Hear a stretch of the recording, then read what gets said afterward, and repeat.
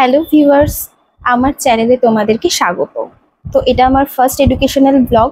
তো আশা করছি কিছুটা হলেও তোমাদের একটু উপকার করতে পারবো। আর যদি আমার ভিডিওটা ভালো লেগে থাকে তো অবশ্যই একটু লাইক কমেন্ট শেয়ার করে দিও। আর তোমাদের কোনো কোয়ারিজ থাকলে সেটা আমাকে যে কোনো সময় তোমরা কমেন্ট সেকশনে এসে জানাতে পারো।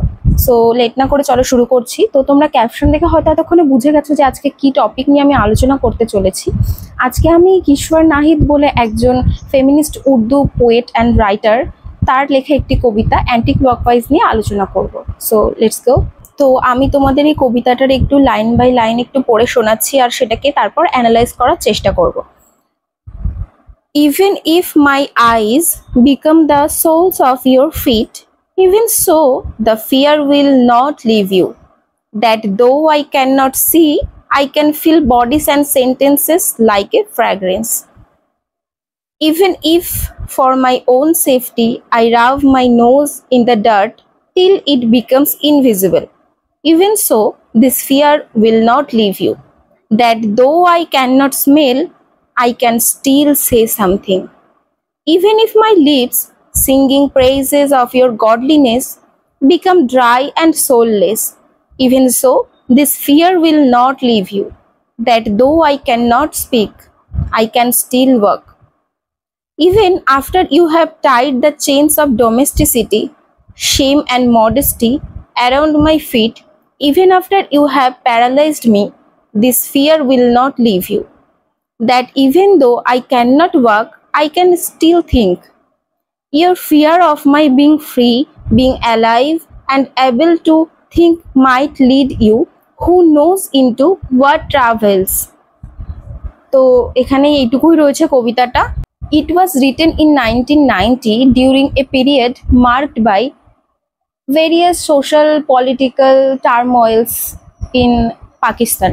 তো এই যে পোয়েট আমাদের কিশোর নাহিদ, উনি সবসময় কিন্তু সোশ্যাল জাস্টিস আর বিভিন্ন ধরনের এই যে ডোমেস্টিসিটি বা যেটা বলো ভায়োলেন্স, যেগুলো উইমেনদের প্রতি হয়ে আসছে এত বছর ধরে বা এখনো হচ্ছে, এইসবই কিন্তু ওনার লেখার মূল বিষয় ছিল। তিনি কিন্তু সবসময় এইসব বিষয়গুলোর উপরেই বেশি জোর দিতেন। আর এই যে অ্যান্টি ক্লকওয়াইজ বলে যে কবিতাটা, এটার মধ্যে তিনি কিন্তু মানে পাকিস্তানের ওই সময়কালীন যেসব ভিকটিমসরা রয়েছেন, যারা উইমেন, তাদেরকে একত্রিত হয়ে পুরো একটা সোসাইটিকে চেঞ্জ করার জন্য তাদেরকে ইন্সপিরেশন দিচ্ছেন, যেটা বোঝায়। তো ফার্স্টেই আমরা টাইটেলটা দেখি। টাইটেলটা বলছে অ্যান্টি ক্লকওয়াইজ। তো ক্লক বলতে যে জিনিসটা আমরা বাস্তবে বুঝি, ঘড়ি কিন্তু দেখবে একটা জিনিস যে একটা নির্দিষ্ট একটা গতিতে চলে এবং একটা নির্দিষ্ট দিকে চলে, ফ্লোটা একদিকে থাকে। সো এখানে বলেছে অ্যান্টি ক্লকওয়াইজ, তার মানে কি একটা নির্দিষ্ট গতি যেটা ঘুরছে তার বিপরীত দিকে, তাহলে সেটা হবে অ্যান্টি ক্লকওয়াইজ। তাহলে এটা উনি কেন বলছেন? এই যে ন্যাচারাল ফ্লোটা ঘড়ির, সেটা কি সিগনিফাই করছে, আর অ্যান্টি ক্লকওয়াইজ বলতে উনি কি সিগনিফাই করছে, এই দুটো ডিফারেন্সটা আমাদেরকে বুঝতে হবে। তো এখানে আমরা বরাবরই জানি যে আমাদের সমাজটা কিন্তু একটা প্যাট্রিয়ার্কাল সোসাইটি, তো সেখানে মেল ডমিনেটার্সরা আমাদেরকে ডমিনেট করে। তো এখানে আমাদের উইমেনদের অবভিয়াসলি কোনো ইন্ডিপেন্ডেন্স নেই, যদিও বলা হয় যে সোশ্যাল ইকুয়ালিটি অনেকটা এখন চলে এসেছে, বাট আফটার অল সেটার কিছুই কোনো ভ্যালু নেই।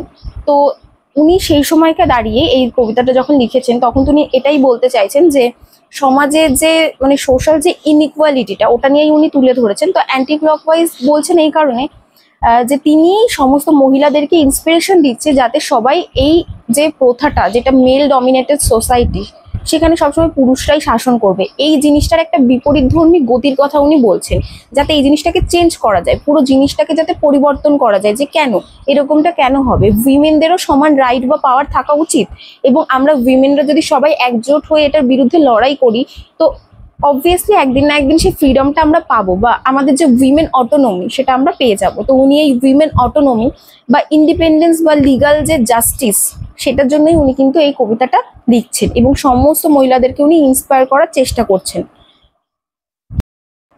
তো তোমাদের আমি কয়েকটা পয়েন্ট অবশ্যই বলে রাখছি, যেগুলো তোমরা অবভিয়াসলি তোমাদের অ্যান্সার স্ক্রিপ্টে অ্যাড করতে পারো। তো যেমন this poem is a powerful critique of patriarchal structures and societal norms that suppress women's freedom and agency.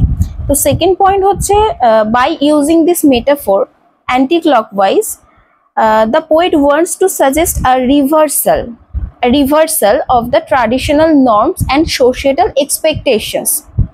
ঠিক আছে, আর থার্ড যে পয়েন্টটা সেটা বলতে পারো যে তার যে রাইটিং গুলো সেগুলো সবসময় উইমেনদেরকে একটা ভয়েস দেওয়ার চেষ্টা করতো, যাতে তারা নিজেদের যে ইন্ডিপেন্ডেন্সের জন্য বা নিজেদের যে সমাজে জায়গা প্রতিষ্ঠা করার জন্য তারা যাতে লড়াই করতে পারে সেইগুলো তাদেরকে উনি দেওয়ার চেষ্টা করতেন। তার এই লেখার মাধ্যমে উনি উইমেনদেরকে একটা ভয়েস দেওয়ার চেষ্টা করতেন।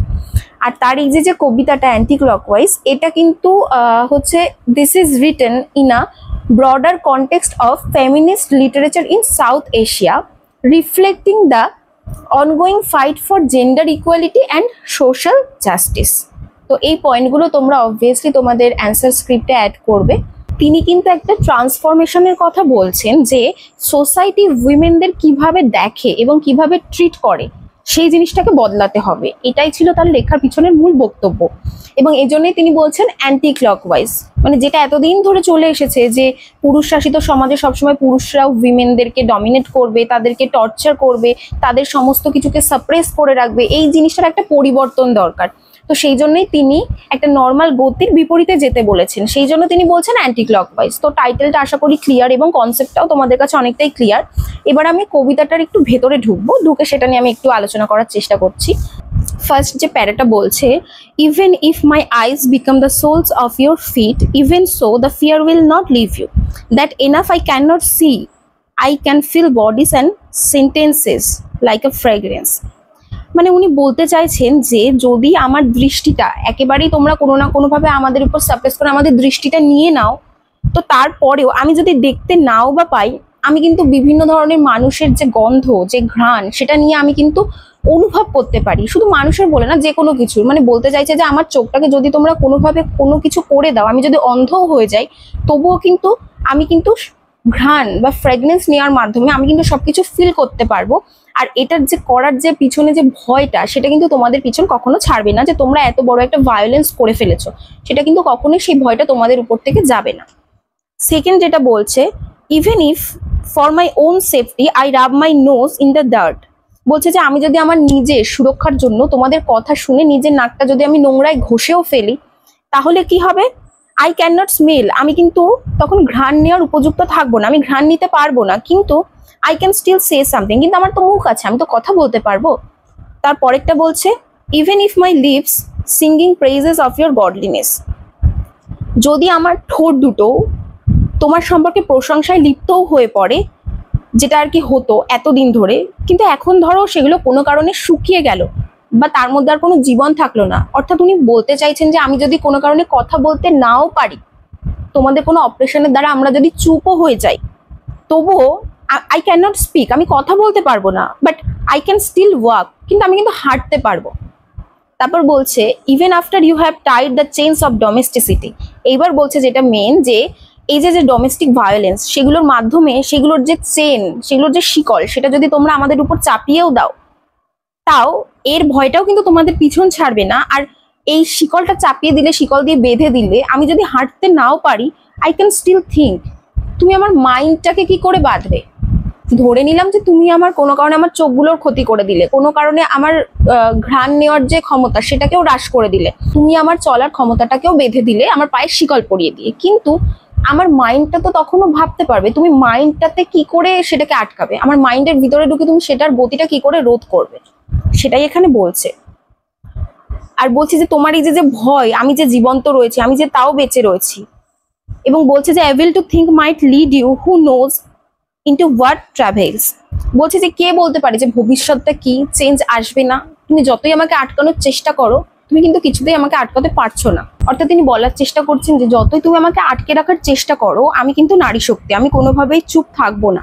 আর তুমি সবকিছুকে বাঁধতে পারো, কিন্তু তুমি আমার মাইন্ডটাকে তো কিছুতেই বাঁধতে পারবে না। তো আমি কিছু না করতে পারলেও আমি কিন্তু থিঙ্ক করতে পারবো। আর লিটারেচারের ক্ষেত্রে তোমরা সাধারণত দেখে থাকবে যে মাইন্ড, থিঙ্কিং প্রসেস, থট, এইসব জিনিসগুলোর উপর অনেকটা না জোর দেওয়া হয়, ঠিক আছে? কারণ এগুলো হচ্ছে একটা স্পিরিচুয়াল টাইপের ফিলিং, ঠিক আছে, যেটা হচ্ছে মানে আমাদের ভাবনা, চিন্তা, থট, এগুলো কিন্তু কখনো কেউ আটকাতে পারবে না। তোমাকে সব দিক থেকে হয়তো তোমাকে ঘায়েল করে দিলেও তোমার চিন্তা ভাবনা, তোমার যে চিন্তার শক্তি বা তুমি যেটা ভাবছো, এটাকে কিন্তু কখনো আটকানো যায় না। অর্থাৎ মাইন্ডকে কিন্তু কখনো আটকে রাখা যায় না। আশা করি কবিতাটা তোমরা খুব ভালো করে বুঝতে পেরে গেছো। তো আরেকটা কথা যেটা বলার সেটা হচ্ছে এই যে অ্যান্টি ক্লকওয়াইজ বলে যে ওয়ার্ডটা রয়েছে, এটা কিন্তু এখানে মেটাফোর হিসেবে ইউজ করা হচ্ছে। আর বলতে চাইছে এই যে মেটাফোরটা, এটা কি সিম্বলাইজ করছে? এটা সিম্বলাইজ করছে rebellion, non conformity and the courage to forge a new path against all the patriarchal and societal norms. বোঝা গেল? আর এই পোয়েমের যে টোন সেটা শিফটস করছে কিভাবে, সেটা একটা ডেসপেয়ার থেকে শুরু হচ্ছে এবং লাস্ট অব্দি যেতে যেতে একটা ডিটারমিনেশনে পরিণত হচ্ছে। তো ফার্স্ট অফ অল হচ্ছে যে ভায়োলেন্সটা হচ্ছে সেটাকে রিকগনাইজ করা, দেন সেটার বিরুদ্ধে একটা লড়াই করা এবং নিজেদের যে জাস্টিস সেটার জন্য লড়াই করা, তাই তো একটা চেঞ্জ আনার জন্য একটা লড়াই করা। তিনি এই কবিতাটার মাধ্যমে কিন্তু যে স্ট্যাটাস কো রয়েছে সেটাকে কিন্তু উনি চ্যালেঞ্জ করছেন এবং তিনি যে অথরিটি তাকে কোয়েশ্চেন করছেন এবং তিনি বলতে চাইছেন যে যেসব সোশিয়েটাল যেসব নর্মস রয়েছে সেগুলোকে যাতে কেউ মেনে না নেয় তার বিরুদ্ধে প্রতিবাদ করা আমাদের দরকার, উইমেনদের বিশেষ করে। অর্থাৎ বলতে পারো যে the act of resistance itself becomes the source of strength and liberation. তো এই ছিল আজকের কবিতার মূল আলোচ্য বিষয়। তো আশা করছি যে তোমাদের অনেকটা উপকার করতে পারলাম। তো যদি আমার ভিডিওটা ভালো লেগে থাকে তো অবশ্যই একটু সাবস্ক্রাইব করে দিও, আর পাশে থাকা যে বেল আইকনটা ওটাকে একটু প্রেস করে দিও যাতে এরকম আরো অনেক অনেক এডুকেশনাল ভিডিও তোমাদের কাছে পৌঁছে যেতে পারে। আর যদি তোমাদের সত্যি ভালো লেগে থাকে আর মনে হয় যে উপকৃত হয়েছো তো তোমরা তোমাদের ফ্রেন্ড সার্কেলসের মধ্যেও এটাকে একটু শেয়ার করে দিও। তো দেখা হচ্ছে নেক্সট ভিডিওতে। তো আজকে এটুকুই, চলো টাটা।